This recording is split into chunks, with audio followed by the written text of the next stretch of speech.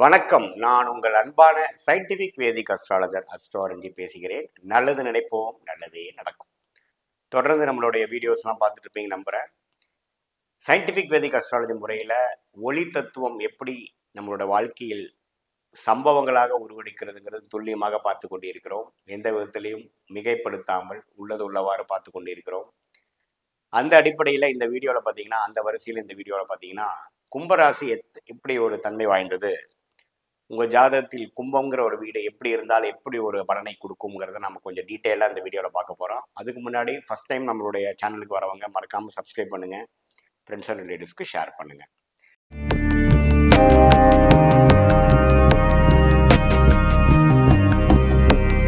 இப்போ பார்த்தீங்கன்னா கும்பராசி காலப்புருஷ தத்துவத்தின் 11வது வீடாக வருகிறது. 11ஆம் வீடுங்கிறது லாபஸ்தானம், பூர்த்திஸ்தானம், ஒரு நல்ல பாவம் தான். கும்பம் ஓரளவுக்கு சனியின் வீடாகிய மகரத்துக்கும் கும்பத்துக்கும் கும்பம் ஸ்திர வீடாக வருகிறது. சனியின் 2ஆம் வீடாக 2ஆம் ராசியாக வருகிறது. அவர் என்ன தத்துவத்தில் இருக்காருன்னு பார்த்தீங்கன்னா காற்று ராசியாக வருகிறார். நெருப்பு இல்லை, நீர் இல்லை, நிலம் இல்லை, அவர் காற்று ராசியாக வருகிறார். நல்ல இமேஜினேட்டிவ் மைண்ட் இருக்கும்.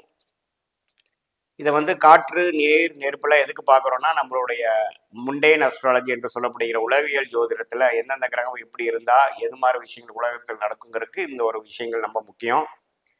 இதே தனி மனிதர் ஜாதகத்தில் பார்த்தீங்கன்னா சுக்கிரன், அதாவது கும்ப வீடு நம்ம வலுத்து திருட்பலம் பெற்று சுபகிரகத்தின் தாக்கத்தில் இருக்கும் பொழுது காற்று ராசி ஆகிய கும்பம், சனியின் வீடாகிய கும்பம், ஆட்டோமொபைல்ஸ், காற்றில் போகக்கூடிய ஆட்டோமொபைல்ஸ் என்று சொல்லப்படுகிற ஃப்ளைட்டு, ஹெலிகாப்டர், அது மாதிரி விஷயங்கள், ராக்கெட்டு, ஸ்பேஸ் ரிசர்ச், அது மாதிரி விஷயத்தை கொடுக்கும்.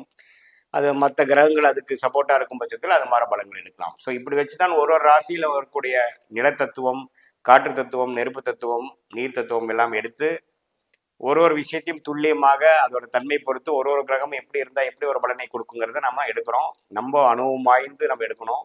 ஜோதிட கலையே பார்த்தீங்கன்னா அறிவும் அணுவும் கலந்து இருக்கக்கூடிய ஒரு அருமையான ஒரு சாஸ்திரம்.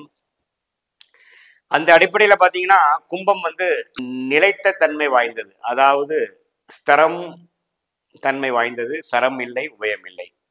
ஸோ ஃபிக்ஸடான ஒரு நிலைத்த தன்மை வாய்ந்தது. அங்கே இருக்கக்கூடிய கிரகம்லாம் நிலைத்த பலனை கொடுக்கக்கூடிய அமைப்பு உண்டு.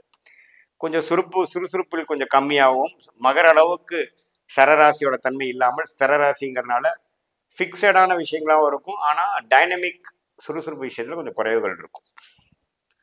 சரி, என்னென்ன நட்சத்திரம் அடக்கி இருக்குது அப்படின்னு பார்த்தீங்கன்னா,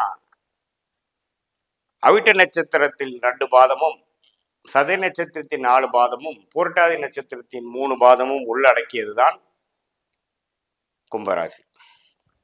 சரி, ஒரு கிரகம் கும்பத்தில் இருந்தால் எப்படி செயல்படும் பார்க்கும் பொழுது, குரு கும்பத்தில் இருப்பது தவறில்லை, கும்பத்துக்கு மிகவும் நன்று. ஒரு சுபகிரகமாகிய குரு கும்பத்தில் இருக்கும் பொழுது கும்பம் திருட்பலம் பெறுகிறது, அதோட காரத்துவங்கள் அதிகமாக வலிமை பெறுகிறது, தவறு இல்லை. குரு சனிக்கும் குருக்கும் சமம் நிலைப்பாடு இருப்பதனால் குரு அங்கே இருப்பது தவறு இல்லை. குரு சிம்மத்தை பார்த்து சிம்மம் வலுப்பெறுகிறதுங்கிறது நம்ம தெரிஞ்சுக்கணும். அதே சமயத்தில் சனியே கும்பத்தில் இருந்ததுன்னா சனியின் குணங்களாகிய சோம்பேறித்தனம், நெகட்டிவ் திங்கிங், கடுமையாக உழைக்கக்கூடிய ஒரு தன்மை, இதெல்லாம் கொடுத்துருவார். ஒரு மந்தத்தன்மை கொடுத்துருவார். அது திருட்பலம் பெறும் பொழுது அதோட தன்மை மாறும். ஸோ சனி கும்பத்தில் இருக்கும் பொழுது சனி வலிமை பெறுகிறது. சனியின் காரத்துவங்கள் அதிகமாக ஜாதகம் பெறாருங்கிறது நம்ம தெரிஞ்சுக்கணும். இதே செவ்வாய் இருக்கும் பொழுது பகை பெறுகிறார். சனியின் வீட்டில் செவ்வாய் அவ்வளோ நட்பு இல்லை. பட் இருந்தாலும் விருச்சிகத்துக்கு 4ஆம் இடம் கேந்திரம் பெற்று மேஷத்துக்கு 11ஆம் இடம் பெறனால அவ்வளோ தவறு இல்லை.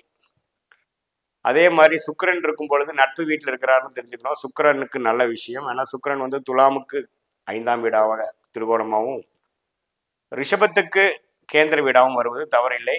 அதிநட்பு வீடாக சுக்கிரனுக்கு கும்பத்தில் இருக்கிறது சுக்கிர திசைக்கு நன்று, கும்பத்துக்கும் நன்று. ஏன்னா சுக்கிரன் ஒரு சுபகிரகமா இருந்து இருக்கிற இடத்தை வலுப்பாருங்கிற காரணத்தினால கும்பத்துக்கும் சுக்கிரன் இருப்பது மிகவும் நன்று. சுக்கிர திசைக்கு நன்று, சுக்கிரனுக்கும் நன்றது.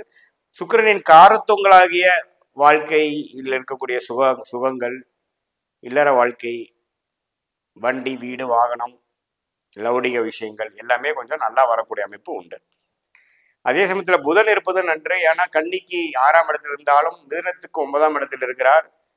சனி அவருக்கு பிடித்த புதனுக்கு பிடித்த வீடாக இருப்பதனால், பிடித்த ஒரு கிரகமாக இருப்பதனால், நட்புறவில் இருப்பதனால் கும்பத்தில் இருக்கும் புதன் தவறு இல்லை. புதனின் காரத்துவமாகிய புத்தி சம்பந்தப்பட்ட விஷயங்கள், அறிவு, தகவல் தொடர்பு, ஐடி துறை, அக்கௌண்ட்ஸ் விஷயத்துக்கு மிகவும் நன்று. அதே சமயத்தில் சூரியன் கும்பத்தில் இருக்கிறது தவறு இல்லை. ஏன்னால் சிம்மத்தையே அவர் பார்க்கிறார். தன் வீட்டை தன்னையே பார்க்கக்கூடிய அமைப்பு, அரசு சார்ந்த விஷயங்கள், அரசியல்வாதியாகக்கூடிய விஷயங்கள், அரசு ஜாப் கிடைக்கக்கூடிய விஷயங்கள், தகப்பனார் விஷயங்கள், தகப்பனார் சொத்து நமக்கு கிடைக்கக்கூடிய விஷயங்கள், தகப்பனாருக்கு தொழில் வாரிசாக வரக்கூடிய அமைப்புகள் எல்லாமே மாசி மாதத்தில் இருக்கும் சூரியன் கும்பத்தில் இருக்கும் பொழுது தன் வீட்டை தன்னை பார்த்து சிம்மத்தை பார்ப்பதனால் கும்பத்தில் இருக்க சூரியன் தவறில்லை. அதே சமயத்தில் சந்திரன் கும்பத்தில் இருக்கும் பொழுது கும்பராசிக்காரர்கள் ஆகிறீர்கள். சந்திரன் எந்த வீட்டுக்கும் பகை பெறாதனால தவறில்லை.